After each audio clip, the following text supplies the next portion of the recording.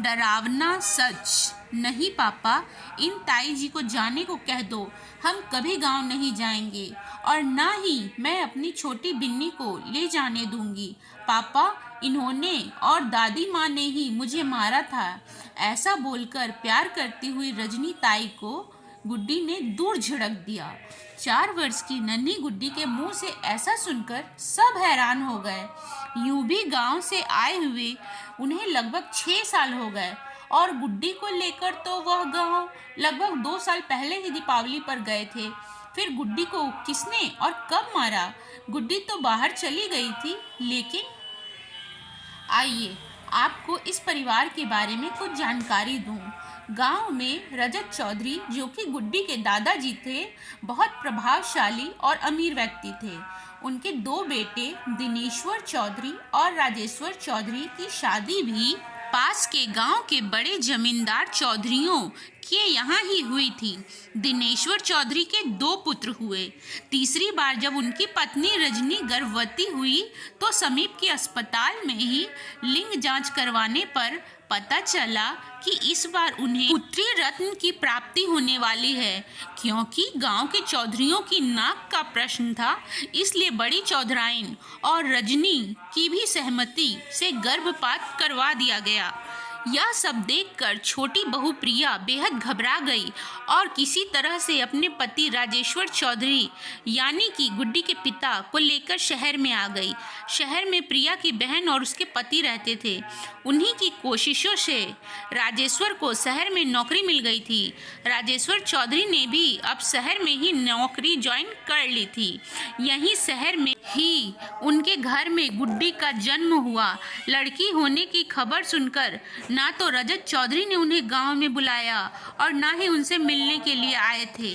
लगभग 2 साल पहले ही जब गुड्डी बहुत छोटी थी, तब दिनेश्वर चौधरी के पुत्र के जन्मदिन पर मंदिर में जगराता रखा गया था और इसी उपलक्ष्य में चौधरी परिवार ने मंदिर में ही एक मूर्ति की स्थापना की थी। इसलिए राजेश्वर चौधरी को भी परिवार सहित गांव जाना पड़ा। गुड्डी तो तब भी वह वहां पर अपनी दादी और ताई जी किसी के भी पास नहीं जा रही थी। वह तो वहां पर सिर्फ रो रो कर बीमार ही हो रही थी। इसी कारण वह लोग गांव में 1 सप्ताह भी नहीं रुके थे। गांव में उद्दंडता की सारी सीमाओं को पार करते हुए दिनेश्वर जी के दोनों किशोर पुत्र गांव में बाइक लेकर करतब दिखाते यूं ही घूमते रहते थे। उनसे तंग होने वाले ग्रामवासी भी रजत चौधरी के प्रभावशाली व्यक्तित्व के सामने उनके पोतों की शिकायत भी नहीं लगा पाते थे। दिन प्रतिदिन उनकी उद्दंडताएं सीमा को पार करे जा रही थी, परंतु उन्हें घर में दादा दादी और अपने पिता की पूर्णतया सह प्राप्त थी। उन दोनों किशोरों की उद्दंडता पर भी दादा को बहुत गर्व होता था। इंसान कुछ सोचता है, लेकिन विधाता को तो कुछ और ही मंजूर था।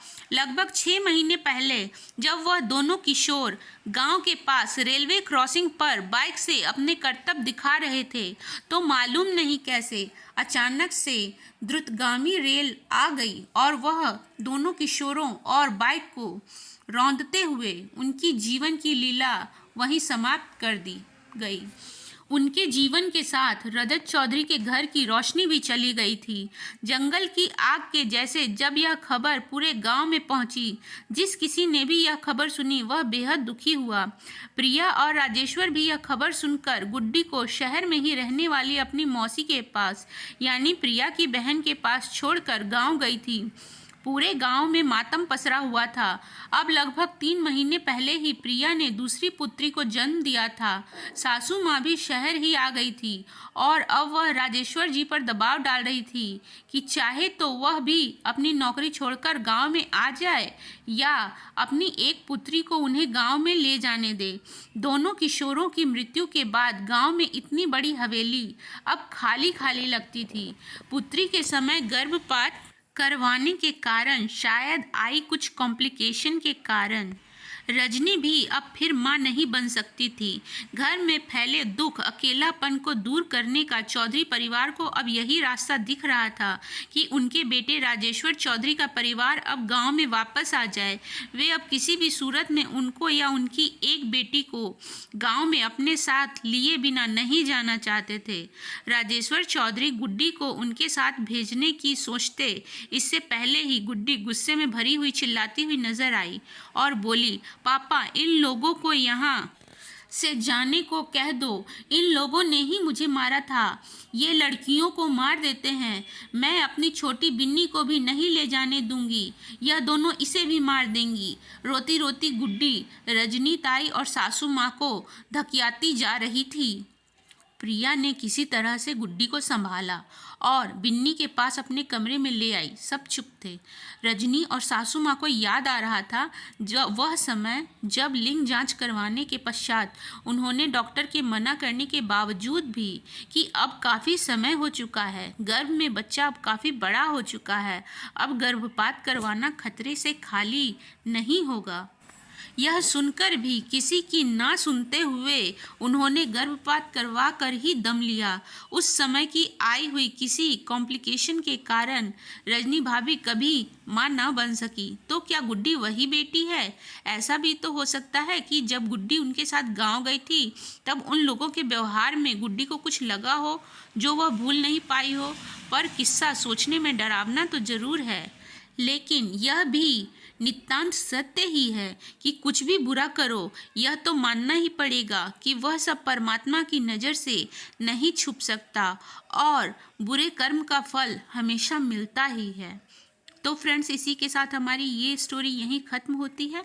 मिलती हूँ नेक्स्ट वीडियो में। तब तक के लिए बाय। वीडियो को लाइक करें, चैनल को सब्सक्राइब करें।